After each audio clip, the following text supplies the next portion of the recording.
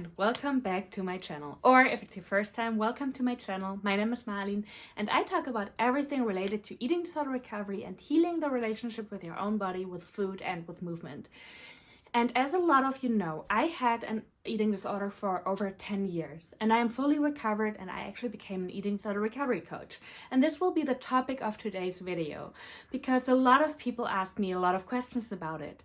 And many people understand the advantages of working with someone who had an eating disorder themselves, but some people are also skeptical. And so I want to address those things. So first of all, if you ever decide to work with a coach, of course, always make sure that it's the right fit for you.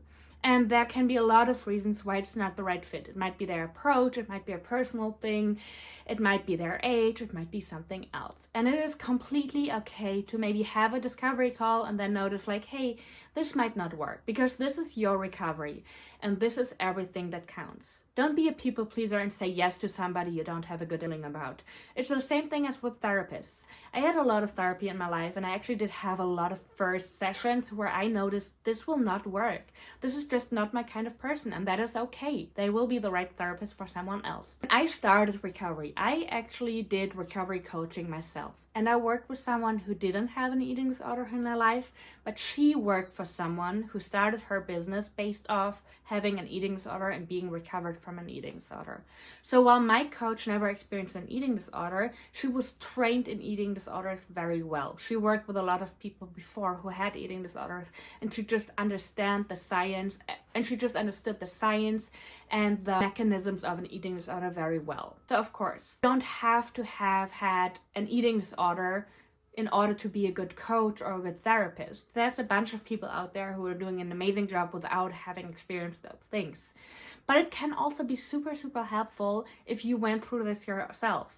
And the clients I'm working with actually always tell me that. They can ask me personal questions. They can ask me like, how was that like for you? Did you go through the same thing? And I will always answer very, very honestly. Sometimes I will be like, well, this is actually something I didn't experience. And oftentimes I'm like, oh yeah, I definitely remember how hard that was for me. How did you overcome that? And then I can share my story. And of course, we're not working based on my story, but sometimes these questions come up. I have had 2 trainings already and I made 2 certifications and I'm currently in my 3rd training in OED Academy just to make sure to get as much information, as many coaching concepts, as many ideas and tricks and exercises for you guys, because certain things don't work for certain people. And if you only have like 2 concepts and you work with 10 people, chances are that those 2 concepts might not work for all the people. So I'm constantly trying to educate myself. I'm constantly trying to learning new things, to making new trainings, just in order to be the best coach I can be. And of course, I do have a lot of experience in the topic because I went through it myself. And so some of the advantages are that I understand very, very well what not to say. Trust me, I've seen so many therapists who said out-of-pocket stuff that really triggered me a lot. And so I am very, very mindful of what to say or not, what not to say. I would never comment on a client's body, for instance. This is something I'm just not doing. And there's certain things that I'm very aware of that they can be triggering, even though they might be meant as a compliment or some people might just say them, they might come off wrong for the client. And so one thing that my experience taught me is what not to say and also what to say, what things can be helpful.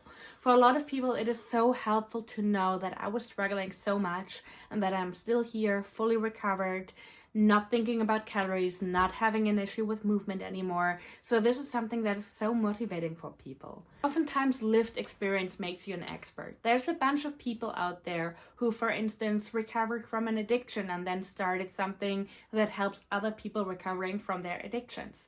And there's a reason why so many people find that so helpful.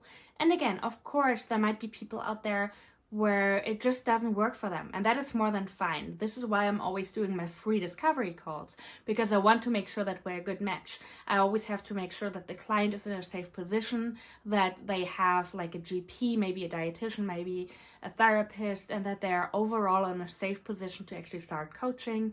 And of course, I will also explain my coaching approaches to them. And sometimes the client might be like, oh, this is actually not what I expected. I might actually look for someone else. And again, that is more than fine, because the only thing that is really important is that this feels good for you. This is your recovery, and this is all that matters. I have a couple of friends who studied psychology, and while I have a master's in pedagogics and psychology, I did not go through the full training that somebody has to do who wants to become a clinical psychologist. And interestingly enough, the majority of those people asked me a lot of questions about eating disorder recovery and about my approaches, because they told me that eating disorders are not really taught in college. And this is something that made me so mad when I first heard it. I was like, you went to college for over 6 years to study psychology and to help people who struggle with certain things. How can it be that you only had 2 hours, literally 2 hours, where they touched on eating disorders? This is such a common issue.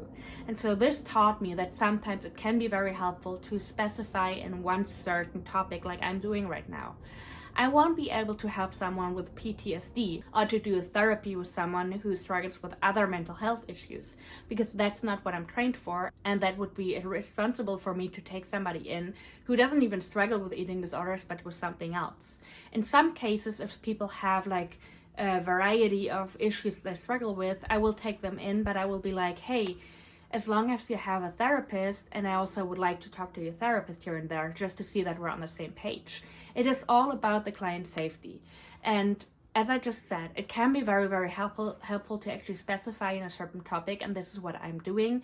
I mainly work with people who struggle with anorexia or dieting or under-eating, sometimes also over-exercising, but it is very important for me to keep that niche as close as possible, just because I want this to be a good experience for everyone. And I'd rather say no to a few clients, but knowing that I'm able to help the ones that I take in, than to just say yes to everyone and then not being able to help them. And of course, for me, it is a very, very big personal thing that my struggle now will be worth it. I struggled with my eating disorder for so long, and it was certainly not fun. And there were many, many times where I regretted staying with my eating disorder for so long. I felt so guilty around people around me who were like afraid of losing me. I felt guilty for the behaviors that I had, but now it feels like I'm turning my own pain into a purpose, into a power. And this is like the most powerful thing to do.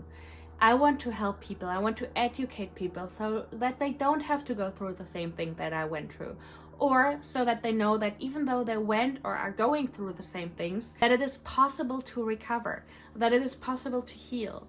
And even if people don't want to book coaching with me, just watching my videos and seeing somebody who talks about that full recovery is possible can be so empowering, which is why I'm doing this. I don't want people to struggle as much as I did. And one question I get a lot of times is, isn't it triggering? I work with people who share all of their disordered behaviors with me. I work with people who sometimes share numbers with me. Some people are very, very open about their BMI or their weight or how much weight they gained or any other numbers. And I'm telling you right now, if that would still trigger me, I would not be in a position to be a coach, because that would mean that I am not fully recovered yet. It is truly not triggering for me to hear any stories, any numbers, any behaviors, because I am so set and confident in my recovery and my healing that I just know it won't trigger me. If somebody around me talks about diets, I might get annoyed because I'm like, this is unnecessary, but it won't trigger me because I know what's working for me, and I healed enough to just know that I will never do a diet again, that I will never want to slip back into eating disorder behaviors again, and that I will do everything to nourish my body and to take care of myself. And this puts me in a position where I can help other people. If I would be in a position where I would still be triggered, I would not be standing here and coaching people. That would be so irresponsible. So if you decide to work with someone who also had an eating disorder, there's a few questions you can ask them. First of all, of course, things like, what was your biggest needle mover in your recovery? What helped you to recover? But also, if you want to, what does your relationship with food and movement look like? Do you ever have feelings around guilt around food? So there are certain questions you can ask them just to make sure that this is a good fit and that this is a coach who's like fully recovered. So I really hope this video was educational and helped you guys. Let me know in the comments if you have any other questions about working as a coach or any other recovery related topics. And if you like this video, I'm super happy if you leave a comment, if you leave a like, if you subscribe to my channel so that more people can find my channel who might also struggle with this topic. Also, if you know anyone who struggles with this, feel free to send them my channel name. And otherwise, I will see you in the next one.